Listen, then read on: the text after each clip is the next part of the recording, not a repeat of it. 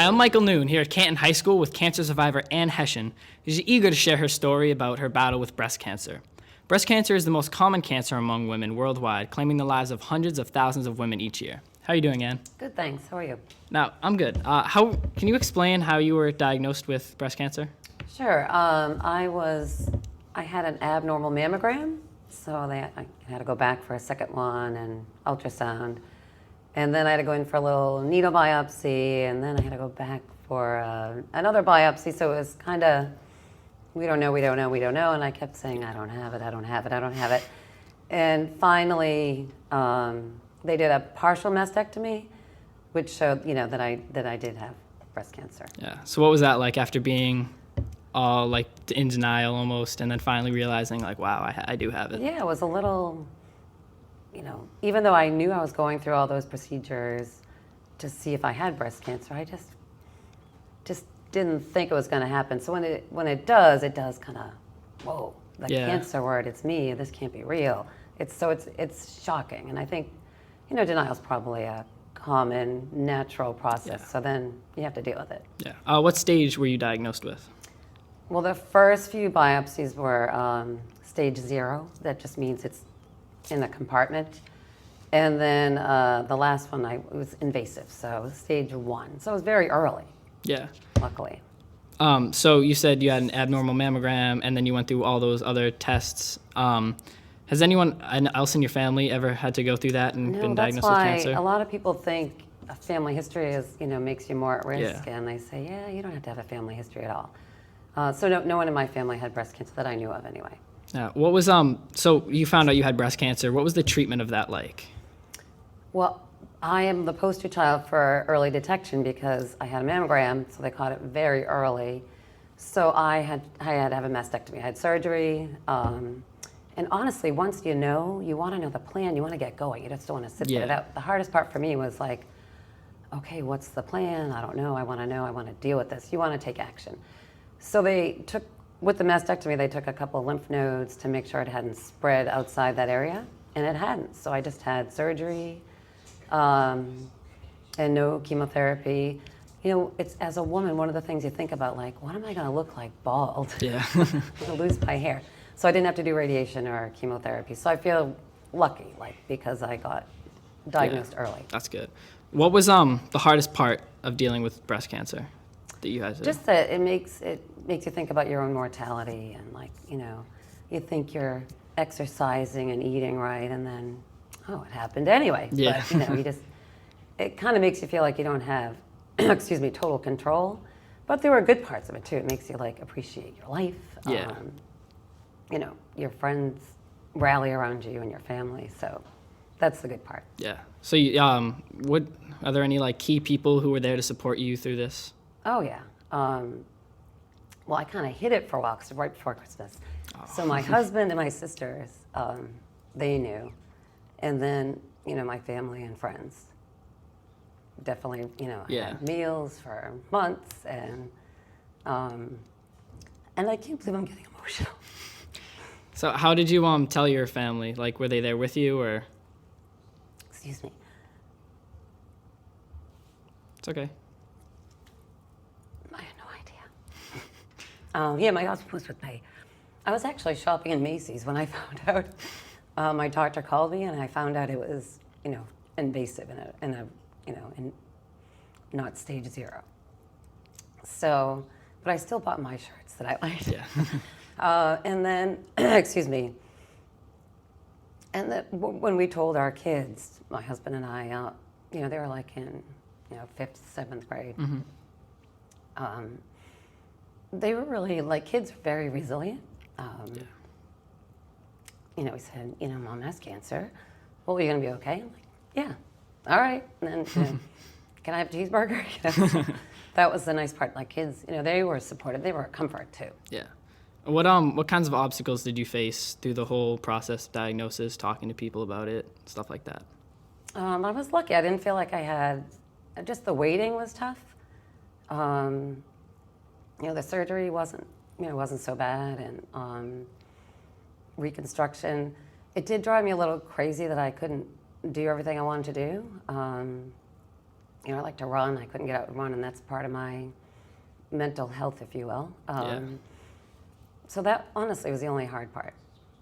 Yes. How did getting this diagnosis and having to go through this whole journey change your perspective on just the way you live and your views on cancer as well?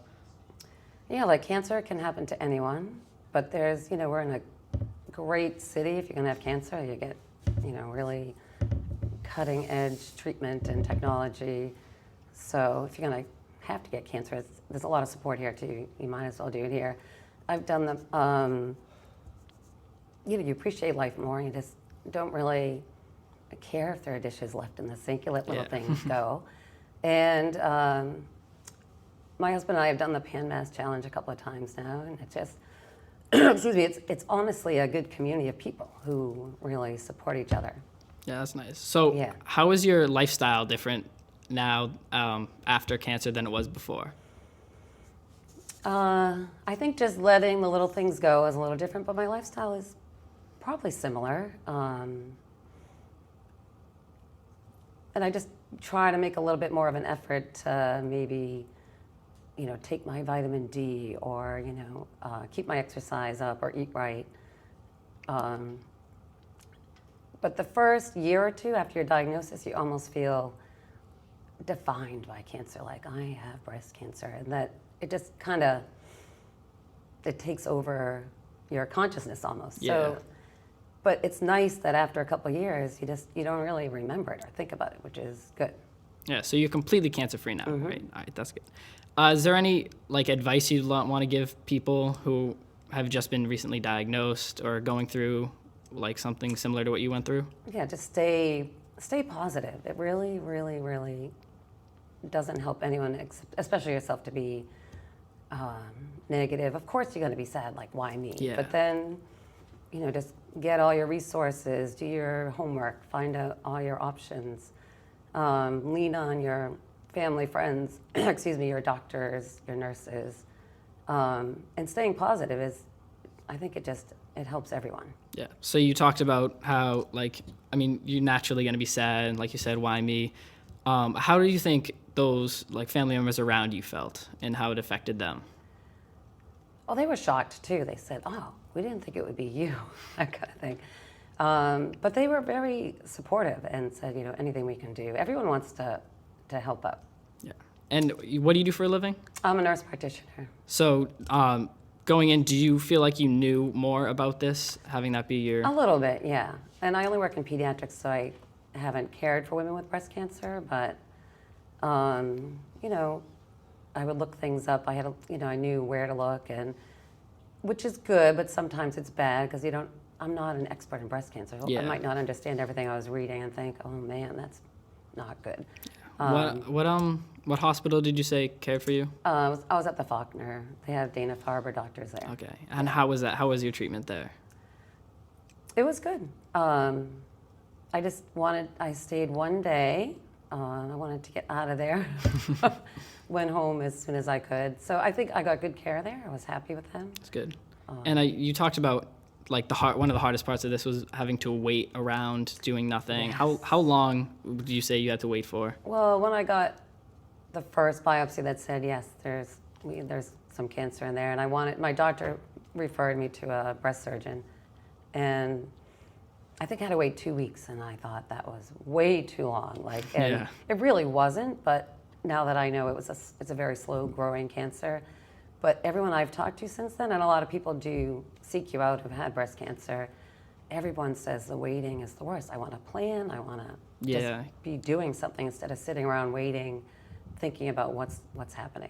Yeah. So you say people who have breast cancer now come to you and talk to you about things. What do they talk about with you? Yeah, just for advice. Would you do reconstruction now or would you do it later? And actually, I noticed there was a lot of women in my neighborhood that had breast cancer. So we actually had the Massachusetts Department of Public Health come out and do a talk. There was a lot of different kinds of cancer too, just to see if we had a risk in our neighborhood, and they reassured us that we didn't. So that's good. That brought people together as well. That's good. So it was like a community kind of thing where Yeah. everyone kind of got together. That's nice. So what do you think was one of the, I mean, you talked about like the biggest obstacles. Like, what do you think was the biggest upside to having, I mean, obviously it's not like a good news, but what do you think like you got out of it? Just knowing who's important in your life and that, people that are there for you and that, you can, if you're gonna, breast cancer is, 80-90% of it is very treatable. You can live with this. You're not gonna die. Yeah. So from point of diagnosis to when you were cancer-free, how long was that period? Probably like 9 months. 9 months. Which is awesome. Yeah. What was through those 9 months? How, like, was it like everything you ever thought about for 9 months, or was it? It was always in the forefront. Just because you were going to doctor's appointments and being treated, and I think it takes about 2 years from diagnosis to not think about it every day. Yeah. And so you said you're going to all these doctor's appointments and stuff. How often would you say you go to those? Well, it's been 7 years, so I don't even have to go anymore right now. How often did you go? But in the beginning, it was probably, once a week for the first part, and then maybe monthly, and then yearly, and now just every 2 years. Wow. And when you went, was it like just a checkup, or did they do tests, like blood tests, stuff like that? I just have to do mammograms, so I don't have to do blood tests anymore. And it was, checkups. And I did have to take tamoxifen, which slows the growth of breast cancer cells for 5 years. Wow. Did that have any weird side effects on you, or was it just? Well, I thought it was making me gain weight, but the doctor said, no, I think you're just eating too much. So no. No, it really, the beginning, it puts you into menopause immediedly, so that part wasn't fun. I guess I was moody. I didn't think I was in hot flashes, but nothing as bad as going through chemotherapy. Yeah. So you're glad you didn't do chemo or radiation or anything like that? Yeah. So, all right, well, I'm glad it only took 9 months. That's a relief. I am. So when that 9 months was over, when you found out, like we talked about how you found out when you were diagnosed, you were shocked. When you finally found out, like, you're cancer-free, what was that like? It was great. I kind of thought that's what it was going to be like, but it was very nice to hear it from the experts and very freeing. Did that, like, alleviate the thought of cancer from your mind? Was it, like, still as brooding? You still think about it a little bit. Yeah. I wondered if, like, I should have a double mastectomy like Angelina Jolie did, but I don't have the risk that she did. And they said, no, you don't have to do that. So it still is in the back of your mind. Like, it could come back, but I know that it's not going to be, it'll be similar if I going to be doing my mammograms every year. Yeah, so you know what it would, the whole... Yeah, so if I know it, it's not as scary. Yeah. I know the deal. And then when you were finally, the doctor said you're cancer-free, how did your family take that and your supporters? Oh, we had a little party and celebrated, so it was nice. All right, well, thank you very much. Thank you, I'm Michael Noone.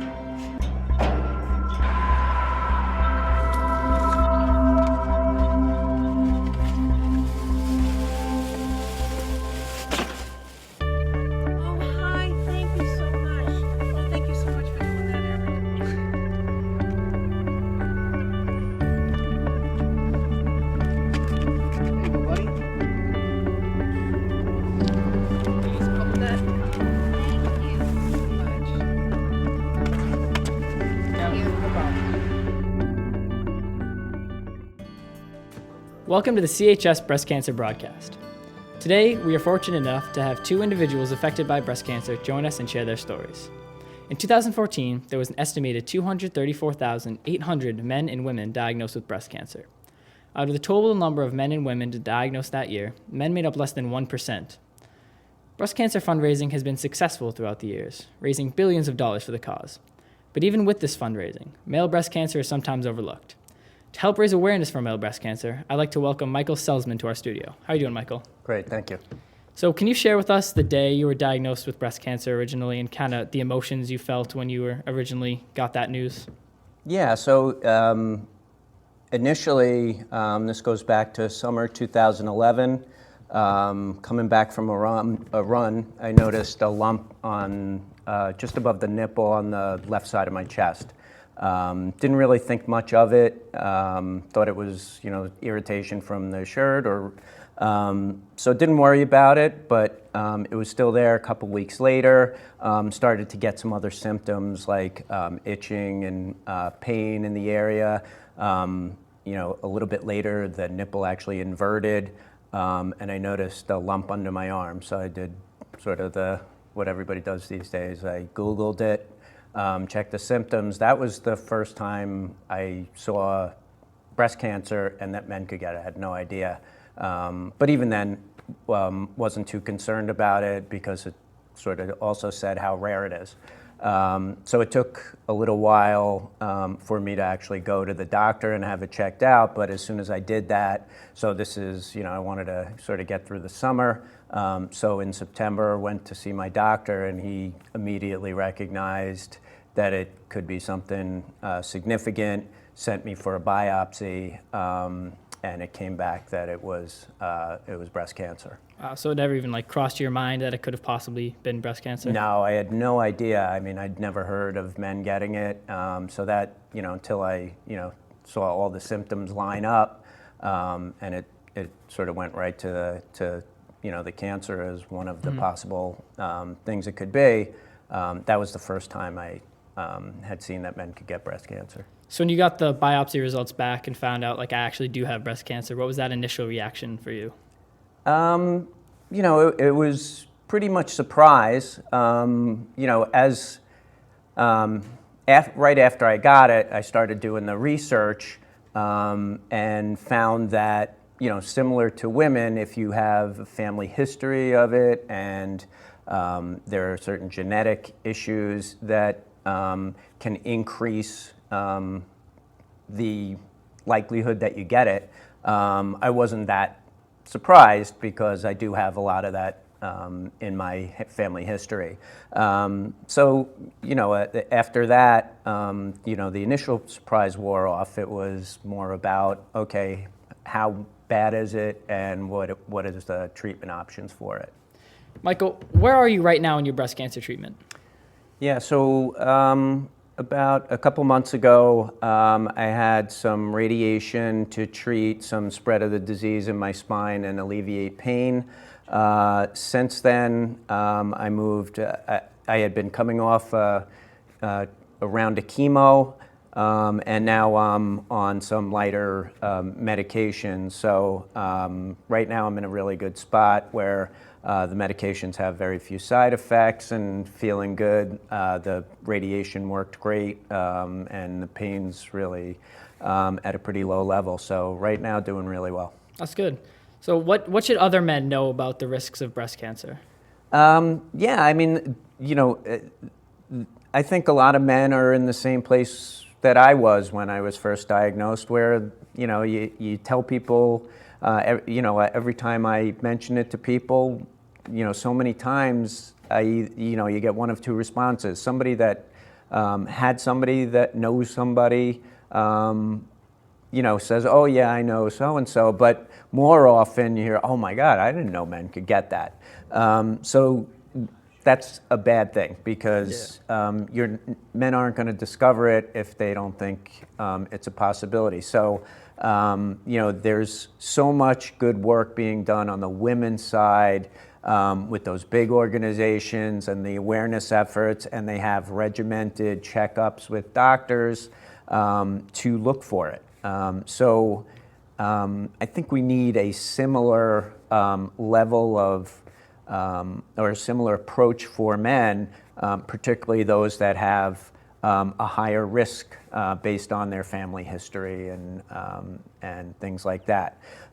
So one of the things that we did, and my wife really led the efforts on this, was we looked to see what we could do to help raise awareness. So one of the first things she saw was there was an organization that had been introducing legislation to get the third week of October declared Male Breast Cancer Awareness Week. So October, the month of October is breast cancer awareness. So that law had gotten passed in, I think they got it in 3 or 4 states. So we said, okay, we'll sort of go try and get that enacted in Massachusetts. So we reached out to our House rep, and he sort of jumped right on board. That was Luke Hafka. And his office put a bill together, got backing from the state Senate, and eventually ended up on Deval Patrick's desk, and invited the family in, and we were there for the signing. So that is now a law in Massachusetts. The third week of October is Male Breast Cancer Awareness Week, and after that, it was about sort of getting word out around that event. I've seen a pretty significant step forward in that since I was diagnosed. I mean, you see when they talk about breast cancer on service announcements, and when the NFL had its big push on it, you hear men. It's women and men, and that wasn't something that used to happen. So there's definitely sort of an increased awareness, and we just have to keep going with that. Wow. Well, congratulations on your bill. That's awesome. Thanks. Yeah. So how can other people get involved in helping raise awareness for men's breast cancer? Yeah, I think it's part of. I think it's just piggybacking on all those great efforts that they have around women. I mean, there's so much good work being done. It's just a little bit of a tweak to make sure that men are included, and that it's not sort of recognized as just a woman's disease. It is rare for men to get it, but it happens, and they need to be as aware as women that the possibility exists. And if they have symptoms or have a family history, they need to be a little bit more aware and have it a little bit closer to the front of their minds rather than buried back. Now, I understand your wife also is a breast cancer survivor? Yeah, so that was pretty scary and kind of strange. It was kind of the difference between men and women's diagnosis kind of stood out there. So in the course of her regular checkups and mammograms, they found a really small area of concern, and had her do some tests, and it turned out it was a very early stage breast cancer. So she had a lumpectomy and did some radiation, and it was caught early, and the doctors think her chances of recurrence are no worse than anybody's. So that's what happens when you catch it early. So the sort of standard practice of having checkups and looking for it works really well. So the experience was scary, but it really went sort of the right way. Caught early. When was she diagnosed with breast cancer? About 1.5 years ago. So after you were diagnosed? After, yes. Okay, so yeah. It wasn't anything like, was it still just as scary, do you think? Or was it kind of, you already knew? For me personally, it was 10 times scarier. So, I realized what she must have went through when I was diagnosed. But, I know physically how to deal with issues about me. But, when my wife was diagnosed, it's frightening, and you picture, life without her, and for the kids and what it would mean, and it's horrifying, and that went through my mind a lot. But on the flip side, we did know how this stuff evolves. We had a I have a great team of doctors. We knew exactly what to do about it and who to talk to, so that kind of helped. And how did your kids take the news of now both parents have been diagnosed with breast cancer? Yeah, they roll with the punches. I mean, Yep. it's tough, but again, they sort of have built up, a little bit of they sort of are able to deal with it because of what happened with me, and I'm still around and still. After you worry about, is life going to change? And it, for them and our relationship, and it didn't. So that helped, actually. So they got through it really well. That's good. So she was really lucky that they caught it so early. Right. What advice would you give to men to also catch it early? Because yeah, catching it early is it, right? So if you can catch it, you can cure it, and you can live as long as you were going to live anyway. And that's the problem with the male breast cancer. It's generally caught, like mine, really late, when it's too late to cure, and then the statistics drop pretty dramatically on survivability and all the downside stuff. So, I'd advise everybody to just be aware, and self-checks don't cost anything, and they're pretty simple, and it doesn't hurt. So, getting that word out, and for the medical community, that would be really helpful to just encourage men to look and know your physical body and what normal is, and when sort of you feel something different, get in and talk to the doctor right away. now, when you and your wife both had breast cancer at the same time, do you think that kind of helped you both sympathize with each other and have a stronger connection, or was it more scary for both of you, or how would you I think put it was that? a little scarier. I think she was very empathetic from the get-go, and until we sort of went far enough to realize what stage it was, and sort of get past that first scare of this could be worse, and later in the because every time for me, every time it was okay, let's see if it's spread to this area, that area, and there was a question mark, it kind of went the wrong way. So for her, it didn't get that far, and sort of the early diagnosis was a great thing. So That's good. So when she was, how long did she have breast cancer before she was declared cancer-free? so she went through some radiation treatments, and some other meds, didn't even need chemo. And that went on for a couple of months. And that was it. So, she did the lumpectomy, so she had the surgery, followed up by radiation. And then, after that, they checked, everything looked good. That's good. So what was it like for you to see her be cancer-free? Like, were you relieved? Like, how did you feel? I mean, hugely relieved.